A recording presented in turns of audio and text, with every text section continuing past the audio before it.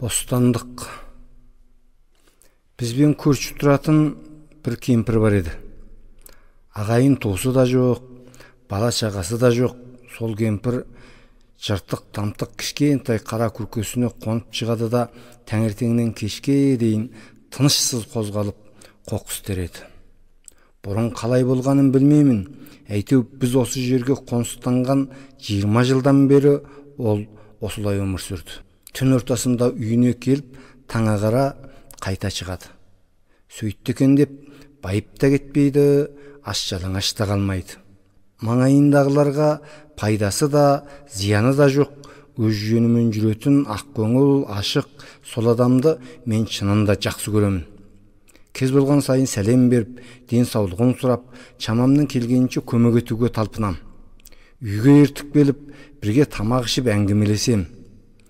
Біздің келіншек те кәрі адамға ілтипат білдіріп, құрметтеп, барын алдына қойып, енесімен сырласқандай сырласып, мәз болып қалады. Алыстағы апа атасын сағынып жүрген екі кішкене балам да мойнына асылып, беттерінен сүйгізіп, етегіне оралып, апалап, мәре-сәре күйге түседі. Айлығым түскен сайын мен өзімше көпесті кетіп, апа, керек жарағыңызға жаратыңыз деп азды көпті ақша ұсынам. Ал кемпір болса, маған деген пейіліңді түсінем балам, саған рахмет, Алла риза болсын.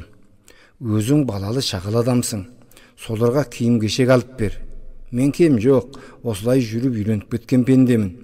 Иесіз бұралқы ит те өзі тамағын өзі тауып жейді. Оның қасында мен адаммын ғой, деп ақшамды өзіме қайтарады. Қайта кейбір көрім ақша тапқан күндері ол балаларыма балмұздақ, маған темекі, әйеліме жеміс жидек ала келеді. Онысын бергенде де тап бір өз бала шағасына беріп тұрғандай шын көңілмен ешбір риясыз ұсынады.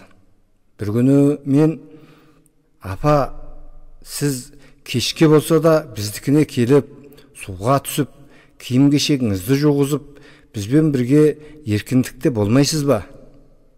Біздің үйде сіздің бетіңізге ешкім қарамайды. Ана жыртық тамтық қара күркеде жападан жалғыз отырудың несі жақсы? Деп едім, кейуана менің басымнан сипап, маңдайымнан иіскеп, сен жақсы жігітсің балам, бірақ бір нәрсені түсінбедің.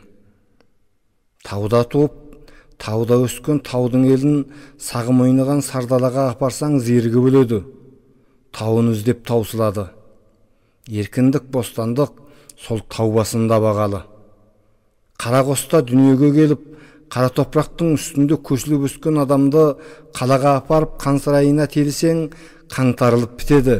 Баяғы сол қара топырақ қонысын іздеп шаршайды. Еркіндік, бостандық анау Қарақостаған атты. Торда туып, торда өскен тотыны шексіз, шетсіз, кең аспанға шығарсаң, қанаты талып қарысы бөледі. Темір торын аңсайды. Еркіндік, бостандық сол тор үшінде той базар. Білем, бұл үйде маған ешкім қиянат жасамайды. Бірақ бұл менің үйім емес. Кісінің үйі деген кісінің үйі. Бірден тағдырым осылай жазылған екен. Сол Қарақосыма барып жатсам, ұялудан, қымсынудан ада бәрі тыныш. Нағыз еркіндік, бостандықты сонда сезінем.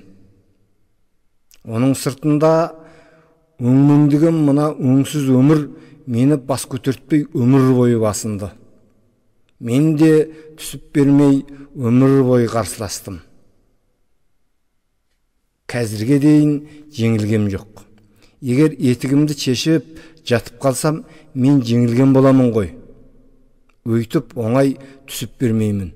Өлгенімше соғсам, өмірсім мен. Деп қалжыңы мен қасшының қатар айтып, қап торбасын қолына ұстап, шығып кетті. Содан кейін көп кешікпей бір таңертең біз кемпірдің қайтыс болғанын білдік.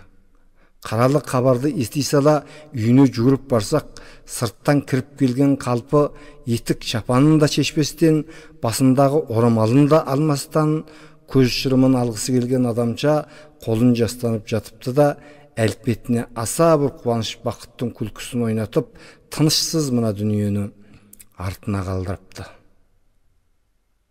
Сол күні Ұлы Отан соғысының ұлы жеңіс күні еді.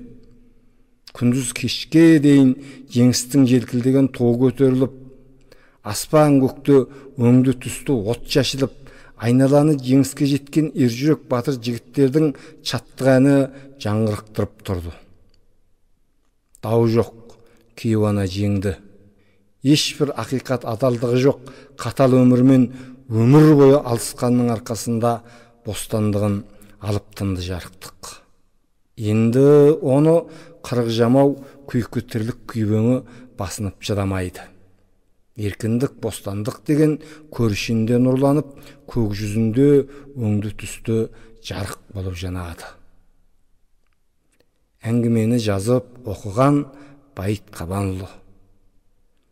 Әңгіме мұнап жатса, арнама тіркеліп, пікір жазып отырыңыздар.